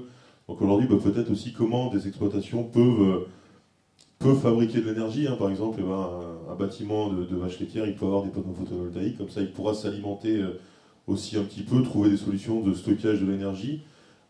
Pour que le jour, s'il y a un problème comme cet hiver, on nous annonce peut-être des coupures à certaines heures. Donc on a rencontré le GEDF, c'est compliqué hein, quand vous êtes dans un village, quand ils coupent hein, ils coupent 2-3 villages d'affilée, ils ne vont pas couper tel hameau et tel hameau parce que bon, il y a une ferme et à côté, bon, il n'y en a pas, donc on va fermer. Donc c'est aussi comment on est résilient. Et il y a aussi quelque chose qui est important, c'est pour le devenir, je pense qu'il y a un mot, et il faut le répéter, c'est la formation. La formation et l'accompagnement, comme tu l'as dit, hein, aujourd'hui, que ce soit les syndicats ou même les chambres d'agriculture, on a de plus en plus de formation pour les agriculteurs dans notre région, pour justement les emmener vers tout ça, leur faire comprendre les enjeux, qu'on échange, et qu'on puisse, et je pense que ce mot important est de plus en plus résilient sur nos exploitations agricoles. Marika et puis ensuite Jean-Philippe. Alors, ça, c'est sur l'existant. Je pense que c'est un enjeu évidemment immense. Sur toute la partie installation ou développement, je pense que là, il faut prendre le sujet à la racine. C'est-à-dire que dans la conception de ces projets, il faut mettre de la sobriété. La sobriété partout, et notamment la sobriété énergétique. Et nous, on le voit dans nos interlocuteurs qui sont en collectivité territoriale, par exemple, ou les nouveaux paysans qui veulent s'installer. C'est quelque chose qui, ces derniers temps, a beaucoup d'écoute. Et on me pose beaucoup de questions, et voilà, c'est quelque chose qui est important. Et je pense que c'est hyper important que ça devienne un réflexe de mettre la sobriété de ressources énergétiques, mais pas que, l'eau aussi, dans tout ce qui est conception de nouveaux projets ou d'installations. Ça, c'est vraiment fondamental, je pense. C'est faire de l'éco-conception agricole, en fait. Exactement. On va dire. Jean-Philippe. Non, mais j'ai rien de plus à ajouter. Je suis complètement raccord avec tout ce qui a été dit. Je pense qu'effectivement, rendre la ferme autonome en énergie, ça peut être un beau projet. Il y a, je crois, beaucoup à la nanométhanisation plus qu'à la méthanisation, c'est-à-dire comment on miniaturise aussi toute cette valorisation de la biomasse résiduelle pour produire de l'énergie. Il y a l'hydro, il y a le photovoltaïque quand il ne vient pas en concurrent des cultures. Enfin, il y a un bouquet de solutions qu'il faut peut-être imaginer, peut-être à l'échelle de groupements d'agriculteurs aussi. Et voilà. Deux éléments peut-être que je complète par rapport à cette question. Moi j'avais entendu il y a peut-être une bonne dizaine d'années de ça, un chercheur de l'INRA dont j'ai oublié le nom, qui disait s'il y avait un choix à faire sur la destination du pétrole, la dernière goutte de pétrole devrait être mise dans l'agriculture parce que c'est le seul pétrole investi qui permet de produire une autre énergie absolument essentielle qu'est l'alimentation et qui est même la première énergie que l'on consomme. Donc toutes les autres utilisations du pétrole à la limite ne sont que consommatrices pures. Mais je ne suis pas inquiet pour l'agriculture et l'énergie quand même, hein, parce que là on est en train de dire que la dernière goutte de pétrole c'est pour l'agriculture. Le puits de pétrole de demain c'est l'agriculture, donc moi je pense que tout un tas de technologies vont permettre demain à l'agriculteur non seulement de produire pour lui-même, mais de produire pour les autres à côté. Je ne suis pas inquiet sur l'autonomie énergétique des fermes parce que plein de technos sont en train d'arriver et l'agriculteur va être l'énergéticien demain du village. Merci de la précision. Et il y a une deuxième réflexion que Jean-Baptiste pourrait pousser s'il était là beaucoup plus facilement que moi. Il y a sans doute un enjeu, on est quand même dans une agriculture aujourd'hui qui est très consommatrice de matériel, de technologie, et on est plus à pousser par de la subvention ou autre à du changement de matériel et pas à upgrader du matériel existant. Et il y a toute une tradition qui s'est un peu perdue de transformation du matériel par l'agriculteur lui-même, qu'on a un peu oublié. C'est peut-être aussi à remettre dans les... alors ça ne va pas faire l'alpha et l'oméga de l'affaire, hein, mais il y a quand même quelque chose derrière ça. Voilà. Et en tous les cas, c'est ce que pousserait Jean-Baptiste s'il était là. Je continue cette table ronde juste pour vous partager une réflexion derrière ces évolutions de pratiques agricoles, techniques, techno, etc. Moi j'ai l'impression que dans cette question des transitions agricoles, il se cache trois véritables changements de paradigme sur lesquels j'aimerais bien entendre vos réactions et vos avis. Le premier, c'est un rapport à la fonction nourricière de l'agriculture qui est quand même régulièrement interrogé. Est-ce qu'elle doit produire d'abord de la nourriture ou de l'énergie, comme on vient de le dire, ou d'autres choses, hein, je sais pas, de l'entretien du territoire, enfin, voilà, de la production de biodiversité et pas forcément un rapport strictement nourricier. Le deuxième changement de paradigme, c'est quand même le rapport au capital et au foncier, avec plein de nouveaux acteurs qui arrivent sur ces questions-là. Il y a des foncières qui se créent par tous les bouts, il y a des fonds qui investissent sur le capital foncier agricole. Donc voilà, et puis il y a aussi des propriétaires fonciers classiques qui changent d'attitude par rapport à leur propre propriété foncière, soit en s'en dégageant complètement, en disant moi je m'en fous, je ne sais même plus où est ma parcelle, en fait c'est pas mon sujet, ou des propriétaires institutionnels ou même privés qui vont être de plus en plus conscients et surveiller ce que fait l'agriculteur sur le foncier dont il est propriétaire, est-ce qu'il va étaler des coûts d'épuration ou pas par exemple. Et puis le troisième changement de paradigme, c'est le rapport aux filières, et aux filières longues en particulier. parlait, on en disait le mot tout à l'heure, il y a quand même un re-questionnement de ces filières longues. Quelle réaction vous avez par rapport à ça et c'est quoi les transitions qui sont en cours? Anthony, peut-être pour commencer, c'est quoi les enjeux en termes de capital sur des exploitations comme la vôtre aujourd'hui, en termes de capitaux investis et de rapport au foncier? Sur les capitaux, oui, en élevage bovin viande, je ne suis pas forcément le bon élève. On est forcément des exploitations où il y a énormément de capital avec un retour sur investissement très lent. Et c'est vrai qu'on le voit aujourd'hui dans la stratégie de transmission, c'est quand même plus compliqué parce que si on n'a pas voilà, une attache familiale, une exploitation déjà existante, aujourd'hui c'est plus compliqué. Alors après ça peut marcher et c'est ce qui se développe de plus en plus, c'est qu'aujourd'hui on a peu de personnes qui s'installent en guillemets en viande bovine pure, quoi. C'est-à-dire qu'il y a forcément un atelier à côté, un peu de céréales ou un GAEC, donc avec plusieurs agriculteurs, où il y a de production. Enfin, il y a des choses qui se combinent, qui permettent d'avoir l'acceptabilité du capital. Après, on n'est pas obligé de tout avoir aussi. Hein. Un jeune qui s'installe, il y a des choses qui sont importantes. C'est d'avoir l'outil de production, c'est-à-dire que le cheptel, des choses comme ça, c'est quand même important d'en avoir la propriété et d'en avoir... Après, sur le foncier, il y a énormément d'agriculteurs qui sont agriculteurs toute leur vie et qui n'ont pas forcément le foncier à leur nom. Ça marche quand même. Hein. Après, les bâtis, ça peut être loué dans un premier temps. Enfin, il y a tout un tas de systèmes qui peuvent exister pour avoir un capital acceptable, entre guillemets. Est-ce que c'est en viande, on a le même phénomène qu'en lait? Il y a toute une période où même le cheptel, puisque c'est toi qui as apporté ce détail-là, il était cofinançable ou finançable par des particuliers. Il y avait même des entreprises qui se sont montées pour louer du cheptel laitier. Ça prend pas? C'est quoi qu'est-ce qui se passe en ce moment? Ça existe un petit peu en lait. En viande, je n'ai pas spécialement connaissance. Après, on peut imaginer plein de systèmes. Hein. Le fait qu'une personne soit apporteur de capital pour un animal, alors... il y a deux solutions hein, pour être apporteur de capital. C'est ou par conviction et par soutien, entre guillemets, où on dit bon, ben, je fais un acte de bravoure citoyen, j'investis, j'achète une vache, 2000 €, je la laisse dans un troupeau à disposition. Et il y a un acte économique de dire aujourd'hui, cette vache-là dans un troupeau, elle peut rapporter quelque chose, elle peut produire du lait et je peux avoir un retour à l'investissement. Et ça, on en revient au point de départ, c'est la rentabilité de l'exploitation. C'est-à-dire que si demain on veut qu'un capital extérieur, alors encore faut-il le vouloir, hein, qu'on accepte le fait que de l'argent extérieur à l'agriculture vienne au milieu de nos exploitations pour investir parce qu'il y a de la rentabilité. Moi j'ai envie de dire, s'il y a de la rentabilité, l'agriculteur est prêt à mettre l'argent avant que ce soit quelqu'un d'autre. Hein. Mais c'est que on a bien moi, le vrai souci c'est ça, c'est la rentabilité, je pense, de ce capital, quoi. Jocelyn, sur ce rapport au capital d'une part, et puis sur le développement de tout ce qui n'est pas nourricier dans l'agriculture. Tu parlais tout à l'heure du photovoltaïque, mais il y en a plein d'autres, il y a le puits de carbone, tout ce qu'on vous engage à faire ou ce qu'on vous pousse à faire aujourd'hui. C'est quoi le rapport à ces questions-là aujourd'hui que tu entretiens toi personnellement sur ta ferme? Et puis sur les JA, qu'est-ce que vous défendez? Bah moi, le rapport que j'entretiens, et c'est le même que JA, donc ça va être pratique.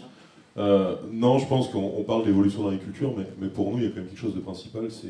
Il y a une chose qui n'a pas évolué et qui ne doit pas évoluer en agriculture, depuis qu'on n'est plus chasseur-cueilleur, c'est que l'agriculteur, il est là pour nourrir ses concitoyens. Alors, à une époque, on parlait de nourrir le monde. Moi, j'aurais pas cette prétention de dire qu'aujourd'hui, l'agriculture de Rhône-Alpes peut nourrir le monde, même si elle peut avoir certains impacts sur certaines parties du globe qu'on n'imagine pas toujours. Mais ce rapport un peu à la création d'énergie, déjà, parce que pour moi, on va dire la création d'énergie et les puits de carbone, c'est deux choses un peu différentes. Comme je disais tout à l'heure, cette création d'énergie, ça doit être un complément, mais ça ne doit pas mettre en concurrence avec une production de denrées alimentaires, quelle qu'elle soit. Nous, le photovoltaïque au sol, on va dire, alors on a des marcheurs qui appellent dans la région, qui nous disent oui, mais vous inquiétez pas, on va mettre 10 panneaux de photovoltaïque au sol, et puis dessous, vous mettrez 10 brebis, ça va bien, ça fait de l'agriculture. Nous, c'est ce qu'on appelle les projets alibi. Aujourd'hui, je pense que sur 10 hectares de prairies, on est largement capable de faire un peu plus que 10 brebis. Et ça se jette fortement. Après, on n'est pas contre le développement du vrai agrivoltaïsme. On a des projets qui se développent un peu sur la région. On a des régions viticoles, arboricoles qui ont été touchées par la grêle, qui sont touchées par la canicule. Donc pourquoi pas développer des ombrières avec des panneaux photovoltaïques qui peuvent être un avantage pour la culture et non pas une concurrence. Pareil peut-être un jour pour les grandes cultures. Hein. Le mois prochain j'ai un colloque où justement il y a eu des essais sur des grandes cultures, mais je ne maîtrise pas du tout, donc je peux pas en parler aujourd'hui.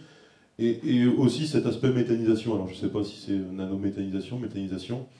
Nous on a des projets communs hein, sur nos territoires de la région. C'est rare qu'une ferme seule monte un projet de méthanisation. Hein. Souvent c'est de nombreux éleveurs alentours qui font un projet commun. Et c'est pareil, l'objectif chez nous il est toujours le même, c'est que ok, dans la méthanisation on peut mettre des effluents d'élevage, on peut mettre quelques intercultures. Mais par contre, aujourd'hui, il ne faut pas que l'interculture de la méthanisation devienne la culture principale. Et qu'on se retrouve une année comme cette année où il y a de la sécheresse, et à se dire avec des gros méthaniseurs qui viennent en concurrence de fourrage pour les éleveurs, puisque ça, c'est un gros problème. Et à l'inverse, sur la partie puits de carbone, je pense qu'on a un gros avantage à jouer. Je pense que, et encore plus dans notre région, on a quand même une agriculture de montagne, une agriculture d'élevage qui est quand même extensive hein, sur des prairies. On a aussi de la grande culture, mais comme je dis, il y a de plus en plus de développement de couverts entre les cultures. On a très rarement des sols nus maintenant. Et là, par contre, je pense qu'on peut, on va dire pour caricaturer, hein, nous on avait rencontré des grosses entreprises françaises qui donnaient de l'argent à des sociétés qui étaient censées, je crois que c'était en Amazonie, replanter des arbres en Amazonie. Alors ils nous disaient, bon, nous on donne l'argent, on a la facture en face, si on a un contrôle, ça va bien se passer. Et je pense qu'on a quand même un intérêt chez nous à ramener cet argent du carbone sur nos territoires pour développer des projets. Moi, sur une commune d'à côté, il y a un gros groupe alimentaire, dont je ne citerai pas le nom, qui a financé du replantage de haies, des haies qui avaient été arrachées dans les années 60. Hein. Et il y a tout ça, et je pense qu'on a de l'argent à capter pour développer des infrastructures agroécologiques ou pour développer des pratiques sur nos territoires. Jean-Philippe, sur ces questions du rapport au capital, au foncier, et puis peut-être aussi sur cette question que pose clairement Jocelyn sur la méthanisation et les arbitrages qu'elle peut conduire à faire, parce qu'une année comme celle-ci, où d'une part il y a la sécheresse, et d'autre part il y a un coût de l'énergie qui flambe, donc on a tout intérêt à mettre l'herbe ou le maïs dans le méthaniseur et pas devant la vache. Comment vous abordez ça dans votre... Pareil, on l'aborde pareil, c'est-à-dire que pas de concurrence avec les cultures vivrières. Il faut absolument que ce soit des compléments de revenus qui viennent valoriser 100% de la biomasse, les intercultures, un certain nombre de coproduits de l'agriculture, mais il faut vraiment qu'on reste dans des équilibres. Et pour rester dans des équilibres, nous, on croit plus à des outils de taille modeste en réseau. Pour ça, je parlais de nanométhanisation. C'est une façon de dire qu'il faut plutôt raisonner par capillarité sur ces solutions. C'est peut-être du photovoltaïque, mais par petites touches, plutôt que des grandes usines, des petits méthaniseurs en réseau, etc. Sauf que c'est l'inverse de ce que portent tous les investisseurs sur ces sujets-là. Forcément. Mais il faut qu'ils aillent chercher des modèles économiques distribués en réseau, et que la massification, ils la trouvent d'une foultitude de petites installations, plutôt que la grosse installation qui va déséquilibrer tout le système. Mais l'agroécologie, c'est une philosophie qui s'applique à l'économie. On a du travail. Hein, c'est comment on recrée des équilibres organiques. On a du boulot, parce que quand on travaille avec DF Énergie Nouvelle, par exemple, ce qui est mon cas, la surface minimum d'un champ photovoltaïque, c'est 30 hectares aujourd'hui, pour leur rentabilité. C'est pas 500 mètres carrés. Ouais, mais ça, c'est absurde. On a du travail. Marika, je suppose que vous poussez à peu près dans le même sens, mais je voudrais revenir avec vous sur ce sujet du rapport au capital et de l'enjeu de la transition du capital, de la propriété du capital, de comment on rend l'agriculture performante demain sur cet aspect capitalistique. Moi, j'avais envie de revenir sur deux sujets. Il y a l'agriculture productrice d'énergie, pourquoi pas. Je pense que ça pose beaucoup de questions qui aujourd'hui ne sont pas complètement tranchées sur les effets collatéraux, comme vous disiez, sur par exemple le photovoltaïsme ou la méthanisation. Il y a quelque chose qui, a priori, ne porte pas à controverse, c'est la production de biodiversité, la préservation et la production de biodiversité. Ça, c'est quelque chose que les agriculteurs et les paysans font de manière naturelle et qui peuvent faire encore plus de manière hyper positive vis-à-vis de leur propre culture. Et donc, on peut entendre, comme vous mentionniez tout à l'heure, en mettant des bandes fleuries, en labourant moins les sols, et donc ça recrée, ça protège la biodiversité des sols. Et ça, je pense qu'il y a un enjeu des pouvoirs publics qui doivent financer ça. Parce que là, quelque part, c'est un service public de production de biomasse et de biodiversité et de vivant. Les agences de l'eau font des expérimentations qui sont hyper intéressantes là-dessus. Donc, comment rémunérer les agriculteurs pour ce métier qu'ils font vraiment, c'est tangible. Mais aujourd'hui, c'est au stade d'expérimentation. Du coup, nous, on pousse beaucoup pour qu'il y ait, que ce soit un moyen de revenu complémentaire qui soit vraiment dans le cœur business de l'exploitant. Je rebondis sur ce que tu dis, parce qu'hier, il y a eu une intervention du directeur de Sol et Civilisation qui expliquait, je ne sais pas si tu étais là dans la plénière, mais qui expliquait notamment qu'il y avait un enjeu sans doute à dépasser les postures qu'on avait de protection environnementale qui étaient parfois excessives et qui stérilisaient le rapport agriculture-environnement ou homme et environnement, ou sol et civilisation, puisque le terme de leur sujet. Comment vous vous positionnez par rapport à cette question d'un homme ou d'une agriculture qui est au service aussi de la biodiversité, qui n'est pas nécessairement destructrice de celle-ci? Pour moi, c'est une évidence. L'agroécologie, c'est ce qu'on disait en début de table ronde. En fait, elle va préserver, produire, et on est sur ce chemin-là. Et donc, pour moi, il y a une convergence évidente sur laquelle il faut travailler entre les mondes de la protection de la nature, qui doit certainement mieux comprendre les enjeux de production, les enjeux de métier agricole. Et pour que tout ça converge, ça me paraît quelque chose d'absolument évident. Très bien. Je voulais revenir avec Anthony sur la question d'une agriculture nourricière.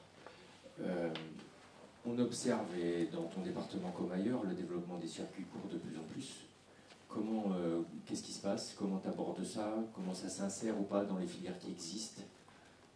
Quels sont les enjeux de cette transition en cours?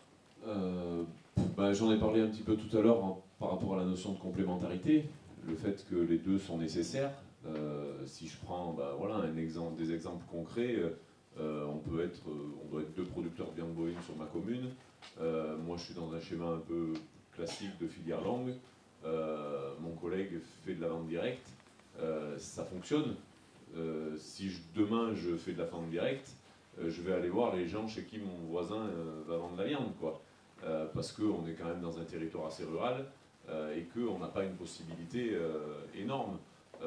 Donc voilà, les choses fonctionnent parce qu'il y a un équilibre qui se fait. Et aujourd'hui, nous, dans nos zones à nous, le développement de ces circuits courts, il se fait en s'éloignant malgré tout. Parce qu'il faut aller chercher la consommation et le consommateur dans un bassin de population qui peut être, alors pas très loin, Clermont, Saint-Étienne, Lyon. On est dans une région où quand même, 1 heure, 1 heure et demie, il y a plus de consommateurs que de producteurs. On a plus de consommateurs que de producteurs. Mais voilà, ça c'est une évidence.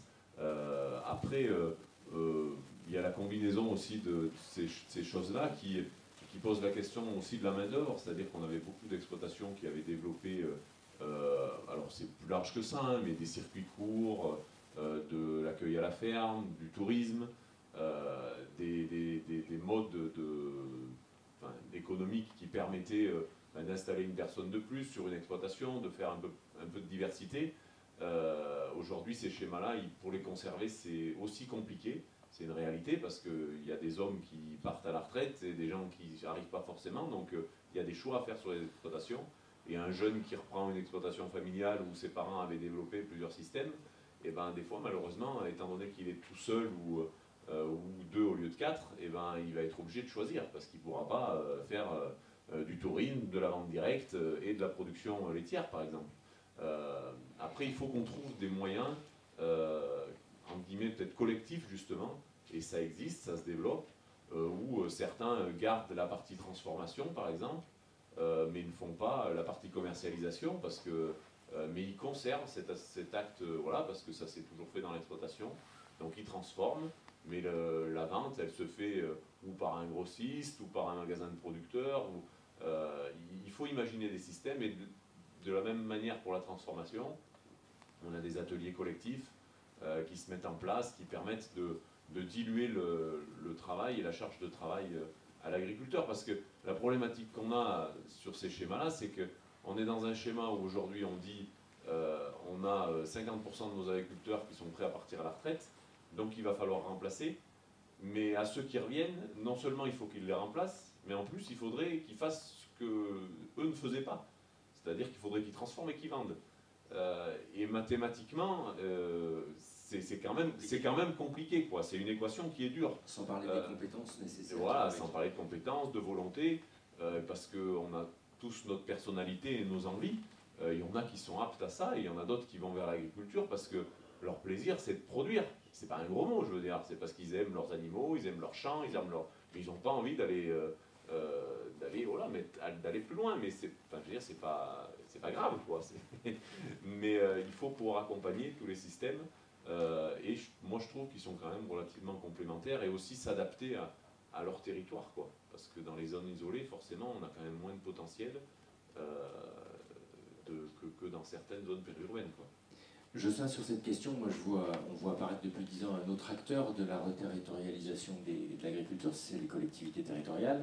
Il y a les PAT, les PCAET. Comment tu intègres ça? Qu'est-ce qui se passe par rapport à ça? C'est quoi la transition qui est en cours? Est-ce que c'est efficace? Est-ce que c'est impactant, cette politique-là? Alors c'est pareil, hein, tout dépend des territoires. Aujourd'hui, on a sur certains territoires des communautés de communes ou même d'autres collectivités qui veulent des choses, mais qui ne sont pas prêts à s'engager. Donc c'est vrai, comme on l'a dit tout à l'heure, l'agriculture, c'est quelque chose de long terme. Moi, par exemple, sur une communauté de communes, sur le département de l'Isère, ils voulaient des carottes, des tomates. Et donc les agriculteurs ont dit ok, pourquoi pas, mais on signe un contrat sur combien d'années? Ils leur ont dit bon, sur un an, puis on verra l'année prochaine.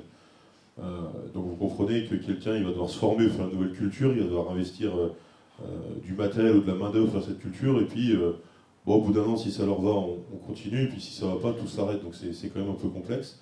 Mais aujourd'hui, si on a des vraies politiques publiques qui s'engagent, et qui s'engagent sur du plus ou moins long terme, hein, parce que c'est là l'importance, je pense que ça peut être une vraie solution. Ça peut être aussi une solution complémentaire. On a des départements qui ont créé des associations d'éleveurs et qui avaient du mal à valoriser certains morceaux de viande, parce qu'aujourd'hui, on a plus de facilité à manger un steak haché cuit en 5 minutes que faire mijoter un bœuf bourguignon pendant 3 heures. Et à l'inverse, les collectivités, hein, les cantines et la restauration hors domicile, elles ont plus tendance à s'orienter sur de la viande mijotée, sur de la viande entre parenthèses un petit peu moins chère, hein, même si on parle d'une viande avec une vraie valeur, plutôt que sur des steaks. Donc ça nous a aussi permis de déboucher certaines filières et de trouver des débouchés qui font aujourd'hui que les éleveurs ils peuvent valoriser une bête complète avec des morceaux plus nobles qui partent ou sur des boucheries ou sur de la vente directe, et puis des morceaux un peu moins nobles qui vont partir sur des collectivités. Mais voilà, il faut vraiment un engagement fort et de la pérennité sur cet engagement pour que les agriculteurs puissent s'engager dans ces filières-là. Jean-Philippe, ça fait partie de votre ambition de transformer les filières longues, ce rapport notamment sur l'enjeu nourricier de l'agriculture. C'est quoi du coup cette ambition concrètement et comment vous l'opérez? Nous, on souhaite transformer des filières courtes et longues, mais en tout cas changer l'échelle des filières courtes. En fait, ce qui se passe, c'est qu'il y a un appétit énorme des consommateurs et des metteurs en marché pour le local. Il y a une vraie volonté des agriculteurs d'y aller. Mais aujourd'hui, on voit bien que tout ce qui émerge est quand même fragile, réclame beaucoup d'efforts au deux bouts de la chaîne. Et c'est pas extrêmement pérenne. Donc nous, on travaille sur les intermédiaires de proximité, les infrastructures de proximité. Le mythe, c'est pas je suis restaurateur en direct avec un agriculteur. Ça peut se faire, mais au prix vraiment d'efforts importants. À grande échelle, il va falloir qu'on réimplante sur les territoires des intermédiaires de proximité. Aujourd'hui, tout a été complètement laminé. La distribution s'est massifiée, l'agro-industrie s'est massifiée, les logistiques. Elle continue à le faire. La première transfo également. Donc en fait, un agriculteur pour qu'une filière locale s'implante, il faut réimplanter un maillage concrètement de meuneries, de laiteries, d'abattoirs, d'ateliers de découpe, de légumeries, etc., etc. Des hubs de massification des flux logistiques pour que le transport soit malgré tout massifié à une échelle locale, départementale. Il faut travailler aussi sur la façon dont on fédère la commande publique, parce que les collèges, c'est les départements, les lycées, c'est les régions, les communes, chacune a son PAT, même quand elles s'agrègent, parfois c'est des périmètres qui sont à l'échelle d'un monde agricole très très difficile à synchroniser. Donc il faut quand même que des agrégats de la commande publique, délégués à des sociétés de gestion de restauration collective, parfois privées, parfois publiques, etc., puissent permettre d'avoir des tailles critiques de commandes pour structurer des filières que moi j'appellerais des filières courtes, massifiées. Donc ce n'est pas des filières longues, mais c'est des filières courtes avec moins d'intermédiaires, mais massifiées à l'échelle d'un territoire. Et un territoire, ce n'est pas un code postal, c'est un bassin de production, un bassin de consommation. Il faut raisonner de façon un peu sérieuse si on veut donner de la visibilité aux gros acteurs de l'aval et aux gros acteurs de l'amont et sortir de simplement l'agriculture périurbaine qui est très utile mais qui sera de toute façon fragile pour aborder dans un contexte aussi où le prix devient clé. Je rappelle que si on veut démassifier les filières, parfois par un facteur 30, 40, et renvoyer de la valeur à l'agriculteur, pas être plus cher pour le consommateur, on est quand même en train de rêver éveillé, quoi. Et aujourd'hui, tout ce qui se passe est fortement subventionné, il faut quand même se le dire. Donc si on veut faire de ça un modèle, il va falloir quand même qu'on massifie ces filières courtes, qu'on les structure, qu'on les équipe d'outils performants et qu'on les mette en réseau. C'est-à-dire que ces outils vont devoir partager sur différents territoires un certain nombre d'experts, d'outils, de mutualisation. Il faut qu'on mette en réseau, un peu comme dans l'énergie, ces nouvelles infrastructures. On aurait eu plein d'autres sujets à aborder ce matin, parce que c'est foutitude et on ne va pas aller au bout. Notamment celui du fait, le fait qu'il y a une multitude d'acteurs qui arrivent dans l'écosystème agricole, qui n'étaient pas forcément là avant. On a parlé des énergéticiens, mais il y en a plein d'autres. Même Foodbiome, même Ferme d'Avenir sont de nouveaux acteurs qui n'étaient pas dans l'écosystème agricole autrefois. Donc voilà, il faut que tout le monde apprenne à travailler ensemble. Peut-être pour conclure simplement, et désolé de ne pas avoir pu traiter tous les autres sujets, c'est quoi être agriculteur dans ce monde de demain, dans le monde qui vient là, et c'est quoi la bonne posture pour aborder toutes les transitions agricoles qu'on est en train de vivre, parce que pour moi elles sont déjà là, mais qu'il va falloir encore pousser. Anthony. C'est compliqué ça. C'est le final. C'est le final, d'accord. Être agriculteur, moi je pense qu'il faut une certaine ouverture malgré tout d'esprit. Je veux dire, on n'est pas des gens fermés et recroquevillés sur nous-mêmes. On a envie d'aller de l'avant. Après, ce que je trouve, c'est qu'il faut de la souplesse en fait.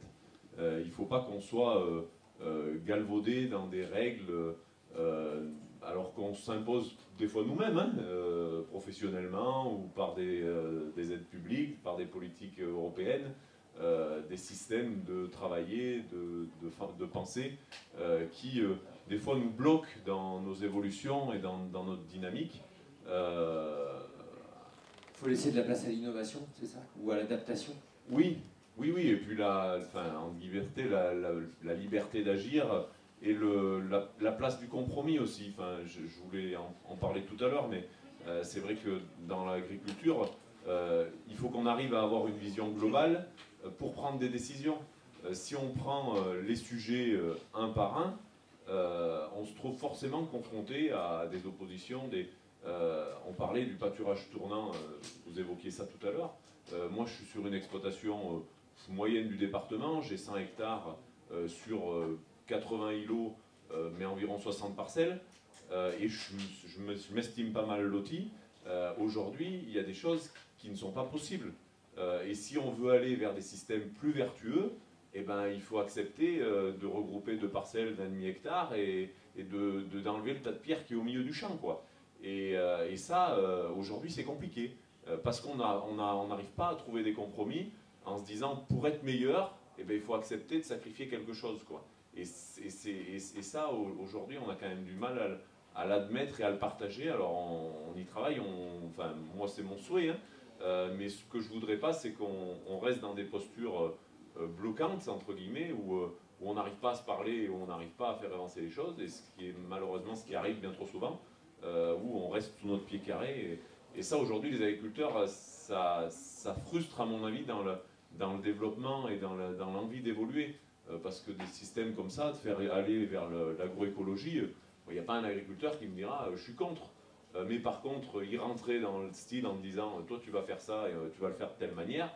Alors là, c'est la meilleure manière pour que l'agriculteur dise ben, tu sais pas, tu restes chez toi et je ferai ce que j'ai à faire chez moi. Voilà, il y a de la pédagogie, je pense. Après, il y a une réelle envie d'évoluer. Moi, j'en suis persuadé, hein, et ça n'a pas d'âge, ça, hein, le fait d'avoir envie d'évoluer. Hein, il y a des gens de 60 ans qui sont prêts à faire des changements, qui font des essais, qui en ont fait toute leur vie d'ailleurs. Et on a un réel potentiel. Il faut aussi relativiser un certain nombre d'impacts. Alors, je ne vais pas aller dire par rapport à tout ce qui est changement climatique et autres, que tout est beau parce qu'on vient de vivre une sécheresse compliquée, avec des années qui vont être difficiles, mais malgré tout, sur des zones de montagne comme les nôtres, on voit aussi des choses différentes, qui fait qu'aujourd'hui, vous venez chez nous à 1000-1200 mètres d'altitude, et ben vous verrez des vaches qui mangent de l'herbe.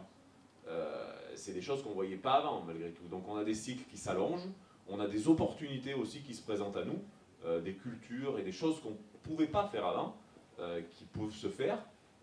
Donc il faut savoir s'adapter, hein, tout simplement, s'adapter à son système et s'adapter aux productions et à la consommation de demain, ouais, je pense.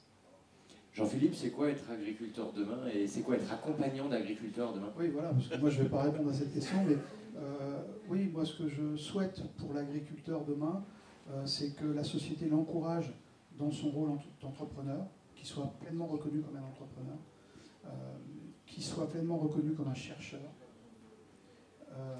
innovant, parce que la recherche, elle est sur le terrain, elle n'est pas dans une éprouvette, elle est dans des systèmes, qu'il soit pleinement acteur de projets de territoire, et pleinement associé à ces projets de territoire,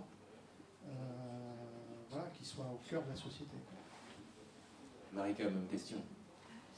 Alors, moi je pense que le métier d'agriculteur, c'est l'un des métiers qui a le plus grand avenir dans les 20 prochaines années. C'est le Shift Project qui dit ça. Il dit, ne serait-ce que pour tenir la ligne, la politique carbone de la France, on a besoin de 550 000 nouveaux emplois dans le monde agricole d'ici à 2050. Donc, hier après-midi, sur la table ronde qui parlait de l'installation du renouvellement des générations, on était à 40 000 installations par an, en théorie, pour arriver à 1,2 million d'agriculteurs à l'horizon 2050. Voilà, sacré challenge et en même temps superbe opportunité.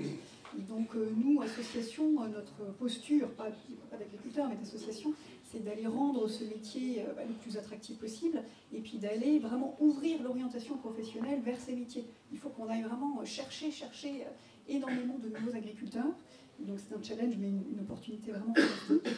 Et je pense que le deuxième facteur clé de succès pour rendre ce métier hyper attractif et puis vraiment au cœur de nos sociétés, c'est de rendre le consommateur, non plus consommateur, mais mangeur. Il faut que le consommateur, c'est-à-dire nous tous, quand on achète une tomate, quand on achète un steak, on pense au ver de terre. Qu'est-ce que ça fait au ver de terre, la manière de produire ce que j'achète? Qu'est-ce que ça a fait au revenu de l'exploitant? Qu'est-ce que ça a fait au territoire? Et ça, je pense que c'est un travail qu'on a hyper important, d'aller vraiment sensibiliser le mangeur et d'aller effacer le consommateur petit à petit. Jocelyn, les JA concluent. Est-ce que c'est un peu votre rôle? Oui, pour être agriculteur demain? Eh ben, être agriculteur demain, c'est être, c'est tout le monde en fait. Moi, ce que je veux dire, c'est que aujourd'hui, nous, justement, on intervient auprès de jeunes en centre de formation, des centres de formation agricole et des centres de formation de l'enseignement en général. Et aujourd'hui, il y a quand même encore une réticence. Hein. Alors, c'est important qu'on ait des salons, d'ailleurs, comme aujourd'hui, hein, qui s'adressent à un public qui n'est pas forcément issu du milieu agricole. Parce qu'aujourd'hui, être agriculteur, c'est être un homme, une femme, c'est être fils ou fille d'agriculteur, mais c'est aussi être... moi j'ai l'exemple, j'ai un voisin là, qui va s'installer là au 1er janvier. On est dans le cliché, entre parenthèses, il a grandi dans Paris 7, je crois. Il a fait toute sa vie à Paris, et puis un jour il est parti dans une ferme pédagogique en vacances. Puis il s'est dit, je vais peut-être faire agriculteur du coup. Et du coup, c'est un jeune qui va s'installer à côté de chez moi sur une exploitation. Hein. Et c'est vraiment pour dire que voilà, il n'y a pas de frein aujourd'hui, tout est possible, il y a des choses qui sont en place, il y a des associations, il y a des structures comme JA, comme la Chambre d'agriculture qui sont là, pour aider ces gens-là qui ont peut-être plus de difficultés à s'installer. Et surtout, je dirais que ça doit être des gens et qui soit extérieur au monde agricole ou issu du monde agricole. Il faut qu'on soit ouvert d'esprit, qu'on échange, comme c'était dit, qu'on se forme en permanence, parce que c'est important. Les choses évoluent, alors on a parlé de technologie, de technique, de vivant, tout évolue, il faut qu'on se forme, il faut qu'on échange entre nous, et voilà, je pense qu'être un agriculteur demain, c'est être quelqu'un d'ouvert, c'est être quelqu'un d'entreprenant, parce qu'on est aussi des entrepreneurs, et c'est être quelqu'un qui a envie de faire évoluer les choses, et voilà, et tout en continuant à nourrir ses concitoyens de manière saine et de manière gustative aussi, parce que voilà, on est quand même fiers, on fait des belles choses, surtout dans notre région, on est toujours un peu chauvin quand on vient de chez nous. On a des super produits, il faut qu'on continue à les faire et qu'on en fasse profiter au maximum de gens. Merci bien à vous tous. Juste peut-être un mot pour conclure. Je ne sais plus lequel de vous me disait en préparant qu'en fait en agriculture on ne fait pas d'exceptionnel. On ne fait pas des sbroufs, on ne fait pas des films TikTok sur les transitions agricoles, et pourtant elles sont bien là. Elles sont là et il y a plein de gens pour faire en sorte que ça bouge et que ça bouge dans le bon sens. On va remercier nos intervenants et puis vous allez pouvoir avoir la liberté d'aller au deuxième temps des tables rondes. Merci à vous tous. Bonne journée.